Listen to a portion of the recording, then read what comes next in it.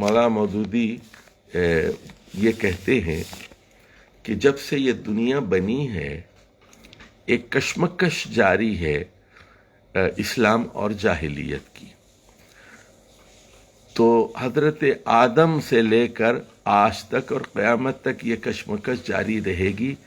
ایک طرف اسلام ہے، اللہ کا بھیجا ہوا نظام، اللہ کے پیغمبروں کے ذریعے بھیجا گیا نظام، اللہ کی کتابوں کے ذریعے سے بھیجا گیا ضابطۂ حیات، اور دوسری طرف انبیاء کی مخالف قوتیں ہیں.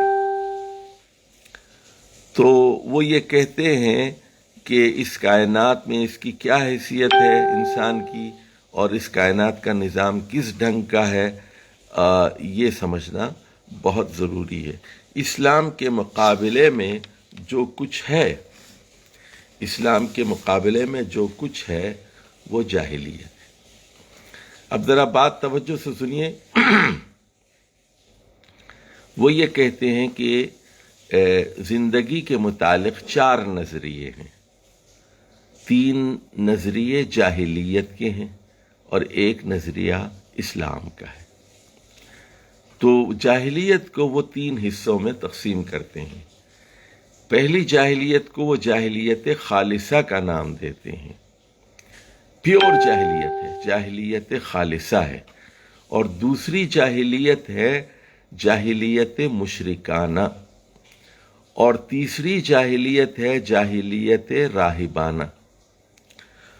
تو اب سب سے پہلے ہم بات کرتے ہیں کہ جاہلیت خالصہ کیا ہے. تو وہ یہ کہتے ہیں کہ یہ جو جاہلیت خالصہ ہیں یہ بنیادی طور پر کون لوگ ہیں؟ جو خدا کو نہیں مانتے، مذہب کو نہیں مانتے، کسی دین کو نہیں مانتے، ہم جنہیں کوئی خدا یاد نہیں، ہم جنہیں کوئی دعا یاد نہیں. تو یہ اس قسم کے یہ لوگ ہوتے ہیں. تو وہ یہ کہتے ہیں کہ یہ کائنات کا سارا نظام ایک اتفاقی ہنگامہ وجود ظہور ہے، یعنی ایکسیڈنٹل ہے. یعنی خود بخود یہ دنیا پیدا ہو گئی ہے اور اس کا کوئی خالق نہیں ہے، اس کے پیچھے کوئی حکمت، مصلحت اور مقصد کار فرما نہیں ہے. یوں ہی یہ دنیا بن گئی ہے، یوں ہی یہ نظام چل رہا ہے اور یوں ہی بے ختم ہو جائے گا. اور ہمارا یہاں کوئی خدا نہیں ہے، اگر ہے بھی تو اس کے ہونے یا نہ ہونے سے انسان کی زندگی کا کوئی تعلق نہیں ہے، کوئی تعلق نہیں ہے. انسان ایک قسم کا جانور ہے جو دوسری چیزوں کی طرح شاید اتفاقت یہاں پیدا ہو گیا ہے. لیکن ہمیں اس سے کوئی بحث نہیں ہے کہ کس نے پیدا کیا، کیوں پیدا کیا. ہم تو صرف اتنا جانتے ہیں کہ انسان اس زمین پر پایا جاتا ہے، کچھ خواہشیں رکھتا ہے جنہیں پورے کرنے کے لیے اس کی طبیعت اندر سے زور کرتی ہے، کچھ قوہ اور کچھ آلات رکھتا ہے، اور اس جسم کے کچھ حیوانی مطالبات ہیں. یعنی بھوک لگتی ہے تو ہمیں کھانے کا کچھ انتظام کرنا پڑے گا، پیاس لگتی ہے تو کچھ انتظام کرنا پڑے گا پینے کا، اور جنسی خواہش ہوتی ہے تو اس کو پورا کرنا ضروری ہے. انسان ایک حیوانی مخلوق ہے اور جانوروں کی طرح ہے، تو اس لیے تکمیل اس کی ضروری ہے. انسان سے مافوق کوئی علم کا منبع اور ہدایت کا سرچشمہ موجود نہیں ہے جہاں سے اسے زندگی کا کوئی قانون مل سکتا ہے. بظاہر کوئی ایسی حکومت نظر نہیں آتی جس کے سامنے انسان جواب دے، اس لیے انسان بجائے خود ایک غیر ذمہ دار ہستی ہے. اور یہ نظریہ ہے، ذرا سمجھ لیجئے کہ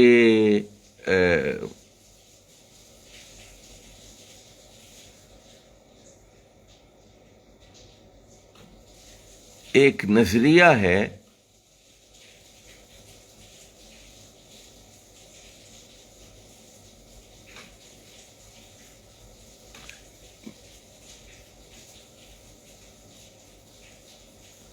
نظریہ ہے کہ انسان ایک غیر ذمہ دار ہستی ہے، کسی کے سامنے وہ جواب دہ نہیں ہے. اور اعمال کے جو نتائج ہیں وہ اسی دنیا تک محدود ہیں، اور اعمال کی جزا اور سزا نہیں ہے، کوئی جنت نہیں ہے، کوئی دوزخ نہیں ہے، کسی کے آگے جواب دینا نہیں ہے، کوئی قیامت نہیں ہوگی، ہمیں کیا پتہ؟ ہم تو اس دنیا میں آ گئے ہیں، نہ ابتدا کی خبر ہے نہ انتہا معلوم۔ اچھا، یہ جو لوگ ہوتے ہیں، شاعروں کے اندر بھی دیکھیے، آپ لوگ کہتے ہیں کہ یہ چمن یوں ہی رہے گا، یہ چمن یوں ہی رہے گا، تو اسلام یہ کہتا ہے کہ یہ چمن یوں ہی نہیں رہے گا، یہ آسمان اور یہ چاند اور یہ ستارے سب ختم ہو جائیں گے، اور ایک نئی دنیا ہوگی، اور سوال و جواب ہوگا، اور اللہ تعالیٰ کی ہستی وہ ہستی ہے جو سینوں کے رازوں تک سے واقف ہے۔ تو یہ جاہلیت خالصہ ہے، یعنی جب انسان اپنے محسوسات سے ماورا کسی حقیقت تک نہیں پہنچتا، یا بندگی نفس کی وجہ سے نہیں پہنچنا چاہتا، تو اس کے ذہن پر یہی نظریہ حاوی ہوتا ہے۔ دنیا پرستوں نے، جو مٹیریلسٹ لوگ ہیں، ہر زمانے میں یہی نظریہ اختیار کیا، سوائے چند ایکسیپشنز کے۔ بادشاہوں نے، امیروں نے، درباریوں نے، ارباب حکومت نے، خوشحال لوگوں اور خوشحال کے پیچھے جان دینے والوں نے عموماً اسی نظریے کی ترجیح دی ہے، اور جن قوموں کی تمدنی ترقی کے گیت تاریخ میں گائے جاتے ہیں، بالعموم ان سب کے تمدن کی جڑ میں یہی نظریہ کام کر رہا ہے۔ موجودہ مغربی تمدن کی بنیاد میں بھی یہی نظریہ کار فرما ہے، تو کہ ہم کسی کے آگے جواب دے نہیں۔ اچھا، ہم لوگ بہت مرعوب ہو جاتے ہیں ٹیکنالوجی سے، اور گھروں سے، گاڑیوں سے، اور عیش و عشرت سے، خوشحال زندگی سے، کہ مغرب بہت خوشحال ہے، دیکھو انہوں نے خالص مادہ پرستی اختیار کی ہے، اور ان کا رہن سہن دیکھو، اور ان کے ہاں تفکرات نہیں ہیں۔ یہاں تو ہمارے ہاں پیسہ نہیں ہوتا، کھانے کے لیے پیسہ نہیں ہے، بچوں کی اس تعلیم کے لیے پیسہ نہیں ہے، آنے جانے کے لیے، کرائے کے لیے، پٹرول کے لیے پیسہ نہیں ہے، گھنٹوں ہمیں بسوں کے انتظار میں کھڑا ہونا پڑتا ہے۔ تو ہماری دنیاوی زندگی اتنی آسودہ نہیں ہے جتنی مغرب کی ہے، اور ہم یہ سمجھتے ہیں کہ مغرب بہت کامیاب ہے۔ اور جب سے یہ دنیا بنی ہے، یہ جاہلیت خالصہ کا یہی مزاج رہا ہے۔ ہر زمانے میں اس طرح کے لوگ رہے ہیں جو کہتے تھے کہ بابر با عیش کوش کہ عالم دوبارہ نیست، مزے کرو کہ دوبارہ زندہ ہونا تو نہیں ہے، کسی کو جواب دینا نہیں ہے۔ تو اگرچہ اہل مغرب سب کے سب خدا اور آخرت کے منکر نہیں ہیں، نہ علمی حیثیت سے سب مادہ پرستانہ اخلاق کے حائل ہیں، لیکن جو روح ان کے پورے نظام تہذیب و تمدن میں کام کر رہی ہے، وہ اسی انکار خدا، انکار آخرت اور اسی مادہ پرستانہ اخلاق کی روح ہے، اور وہ کچھ اس طرح ان کے زندگی میں پیوست ہو گئی ہے کہ جو لوگ علمی حیثیت سے خدا اور آخرت کے قائل ہیں اور اخلاق غیر ذمہ دارانہ مادہ پرستانہ نقطہ نظر اختیار کرتے ہیں، وہ بھی غیر شعوری طور پر اپنی واقعی زندگی میں دہریے اور مادہ پرست ہیں۔ اچھا، اب یہاں مولانا مودودی ایک لفظ استعمال کرتے ہیں، اور وہ لفظ ہے مترفین کا۔ یہ قرآن کا ایک خاص لفظ ہے، خاص اصطلاح ہے۔ مترفین سے مراد مالدار لوگ ہیں، یا زمیندار، انڈسٹریلسٹ اور صنعت کار۔ مترفین خوشحال لوگ، وزیر، مشیر، اور جو بادشاہ کا تقرب رکھتے ہیں، اور مالدار لوگ ہیں، اور عیاشیوں میں گم ہیں۔ تو ایسے لوگوں کے لیے قرآن نے مترفین۔ تو اب یہاں دیکھیے، ایک بات سمجھنے کی ہے، ایک جملے کو سمجھنا ہے۔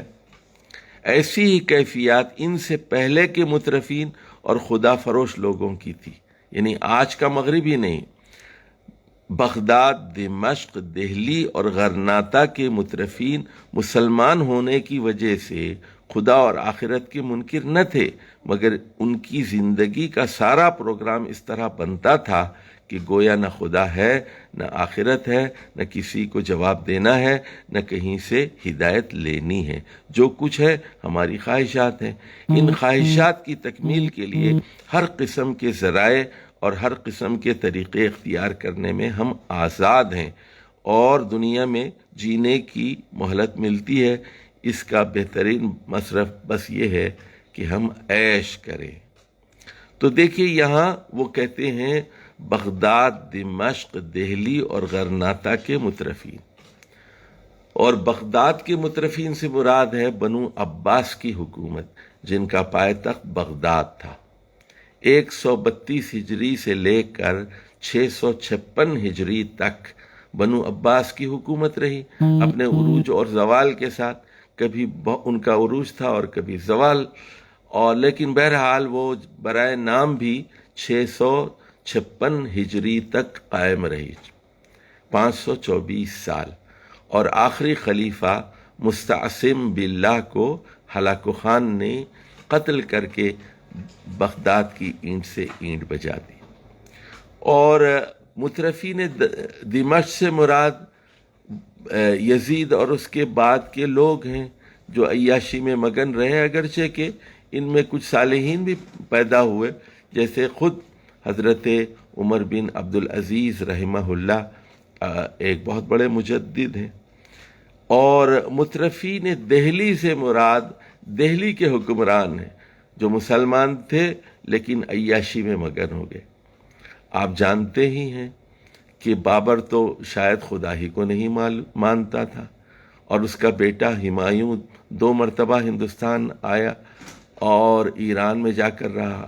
اہل تشیع کے عقائد اس نے اختیار کر لیے تھے، اور اس کے بعد ملحد اعظم پیدا ہوا جسے آپ اکبر کہتے ہیں، اکبر اعظم کہتے ہیں، جس نے ایک نیا دین ایجاد کیا دین الہی کے نام سے۔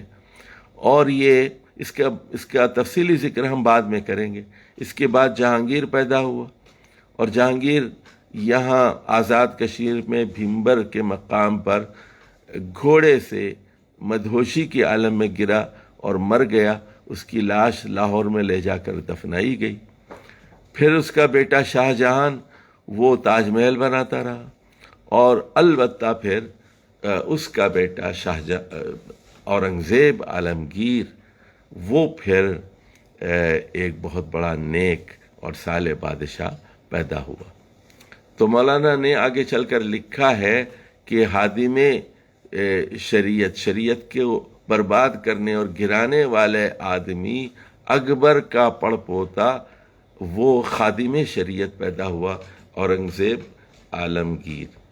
اور مترفین غرناطہ سے مراد اسپین کی مسلمانوں کی حکومت ہے، کہ وہ کیا لوگ تھے جو کشتیاں جلا کر وہاں پہنچے تھے، اور کس طرح انہوں نے وہاں پر اسلام کا جھنڈا لہرایا۔ لیکن پھر ان کے بعد جو نسلیں آئیں وہ عیاشی میں مگن ہو گئیں، اور بالآخر وہاں سے ایک ایک آدمی نکالا گیا، اور فرڈیننڈ نے جو ایک عیسائی بادشاہ تھا، اسپین کے آخری فرد کو بھی وہاں سے نکال باہر کیا، اور یہ لوگ پھر مراکش میں اور الجیریا میں اور تونس میں آگے کچھ مارے گئے۔ تو یہ تاریخ کا عروج و زوال ہے، اور اس میں مترفین کا بہت ہاتھ ہوتا ہے۔ اب اورنگزیب عالمگیر کے بعد بھی دیکھ لیجئے آپ، اورنگزیب عالمگیر کے بعد بھی آپ یہ بات دیکھ لیجئے کہ محمد شاہ رنگیلے اور فرخ سیر وغیرہ جب پیدا ہوئے تو شراب اور شباب اور رقص و سرود میں یہ لوگ مگن تھے۔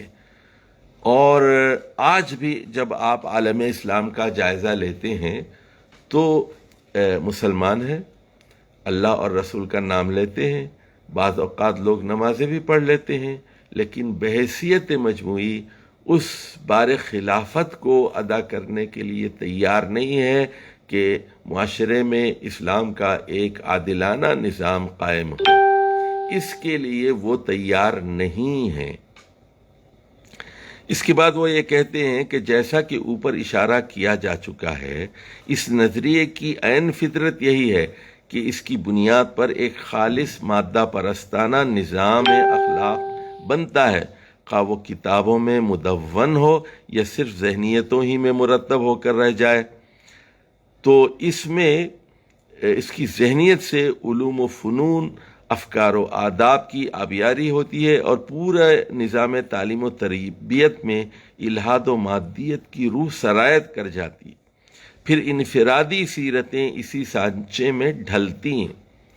تو جب خدا ہی کو نہیں مانتے تو پھر آدمی ہر چیز کر گزرتا ہے، کسی کے آگے وہ جواب دہ نہیں ہے، اور جو قانون بناتے ہیں وہ بھی قانون کا ڈر ہوتا ہے، اللہ کا ڈر نہیں ہوتا۔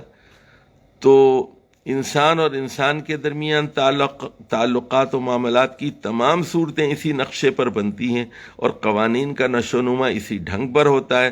پھر اس طرز کی سوسائٹی میں جو لوگ سطح پر آتے ہیں وہ سب سے زیادہ مکار، بددیانت، جھوٹے، دغاباز، سنگ دل اور خبیث النفس ہوتے ہیں۔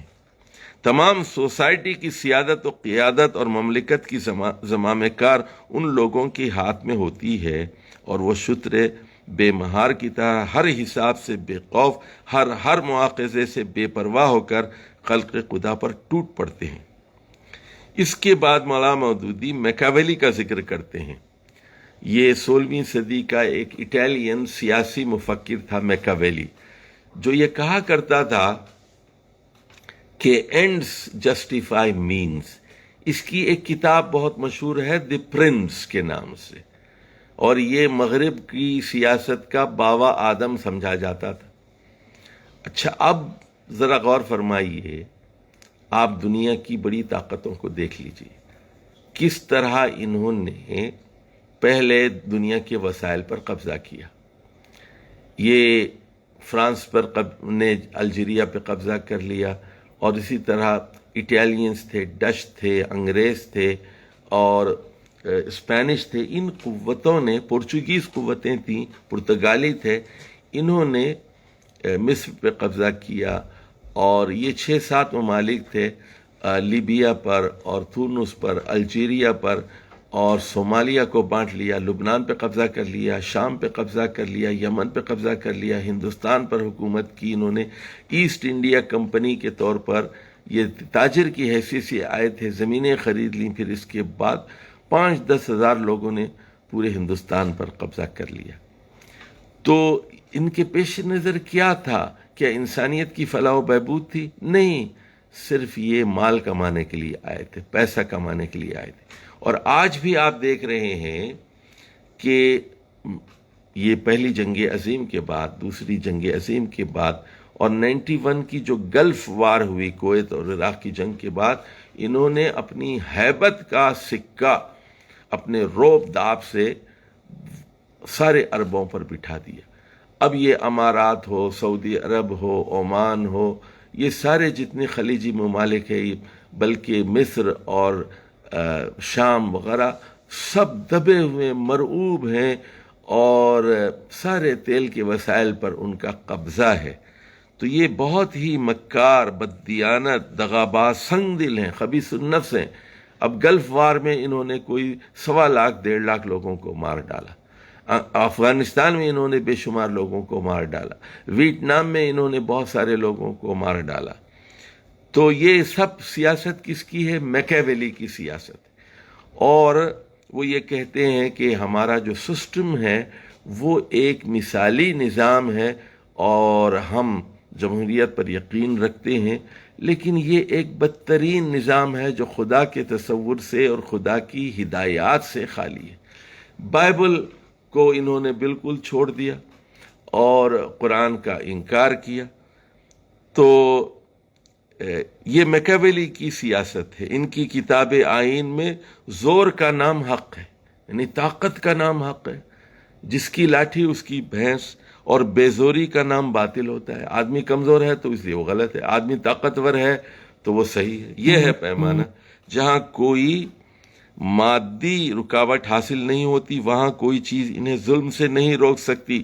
یہ ظلم مملکت کے دائرے میں یہ شکل اختیار کرتا ہے کہ طاقتور طبقہ اپنی اس قوم کے کمزور طبقوں کو کھاتے اور دباتے ہیں، اور مملکت کے باہر اس کا اظہار قوم پرستی، امپیریلزم، ملک گیری، اقوام کشی کی صورت میں ہوتا ہے۔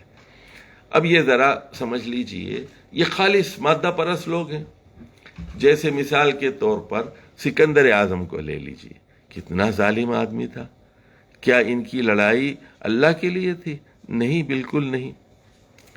تو اسی طرح یہ جب خالص مادہ پرستانہ تحریک ایک طاقت کے ساتھ دوسری قوموں پر حملہ آور ہوتی ہے، اس کے نتیجے میں قوم پرستی پیدا ہوتی ہے کہ ہر قوم یہ کہتی ہے کہ وی آر دی گریٹسٹ، ہم گورے ہیں، ہم چائنیز ہیں، ہم عرب ہیں، اور ہم ہندوستانی ہیں۔ اس میں خدا اور انسانیت کی بھلائی مقصود نہیں ہوتی، بلکہ اپنی قوم کا وہ ڈنکا بچاتے ہیں، اور کہتے قومیت کی بنیاد پر وہ ایک جمعیت بناتی ہیں اور اسی کو غالب سمجھتے ہیں۔ دوسری چیز ہے امپیریلزم۔ امپیریلزم یہ ہے کہ دوسری قوموں پر قبضہ کیا جائے، ان کے وسائل پر۔ پہلے کوئلے کی ضرورت تھی، کوئلے سے کارخانے چلتے تھے، اور اس کے بعد پھر ہوا یہ کہ پیٹرول کی دریافت ہوئی، تو اب پیٹرول سے سارا کام ہونے لگا۔ اب یہ ہے، اور یہ ملک گیری، ملکوں کو فتح کرنا ہے اور اقوام کو کچلنا ہے۔ اسی صدی میں ہم نے دیکھا، یعنی پچھلی صدی میں، کہ کس طرح ویتنام کی جنگ طویل عرصے تک جاری رہی، اور اب ان کا دائرہ کار وہ شرق اوسط ہے، مڈل ایسٹ۔ یہ سب کیا ہے؟ یہ جاہلیت خالصہ ہے۔ اب آ جائیے